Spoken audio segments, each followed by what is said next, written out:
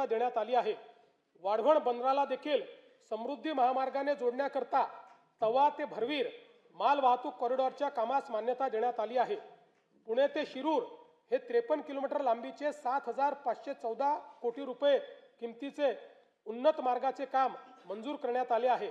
तळेगाव चाकण हा 6,499 कोटी रुपये किमतीचा 25 किलोमीटर लांबीचा उन्नत मार्ग व चाकण शिक्रापूर या 5,232 कोटी रुपये किमतीच्या 28 किलोमीटर लांबीच्या रस्त्याच्या 6 पदरीकरणाची कामे हाती घेण्यात आली आहेत। पुणे ते छत्रपती संभाजीनगर जलद व सुलभ प्रवासासाठी शिरूर ते छत्रपती संभाजीनगर या 192 किलोमीटर लांबीच्या 14,886 कोटी रुपये किमतीच्या ग्रीनफील्ड महामार्गाचा प्रकल्प अहवाल तयार करण्यात येत आहे। छत्रपती संभाजीनगर विमानतळ ते वाळुंज MIDC दरम्यान उन्नत मार्गाचे काम 2 टप्प्यामध्ये करण्यात येईल। हडपसर यवत या 5,262 कोटी रुपये किमतीच्या 31.50 किलोमीटर लांबीच्या 6 पदरी रस्त्याचे काम हाती घेण्यात आले आहे। नवी मुंबई आंतरराष्ट्रीय विमानतळावरून देशांतर्गत विमानसेवा 25 डिसेंबर 2025 पासून सुरू झाली आहे।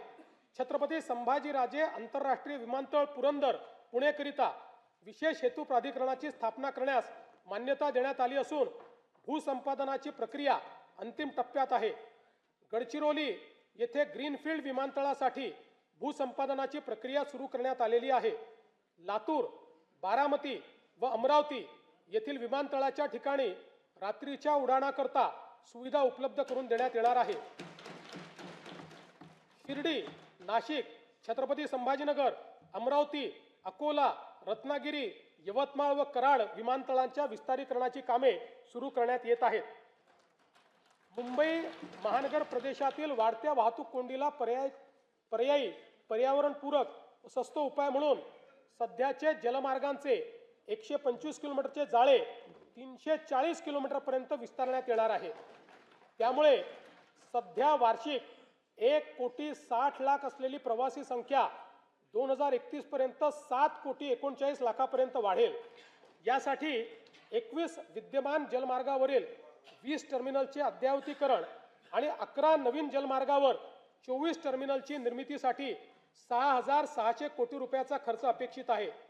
मुंबईमधील रेडिओ क्लब येथील नवीन जेटी प्रकल्प डिसेंबर 2027 पर्यंत पूर्ण करण्याचे नियोजन आहे।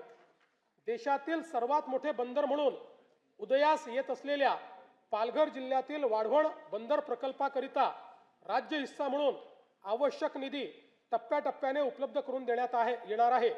मच्छीमारांच्या अडचणी व गरजा लक्षात घेता पालघर जिल्ह्यातील सातपाटी येथे आधुनिक मत्स्य बंदर विकसित करण्याचा प्रकल्प हाती घेण्यात आला आहे।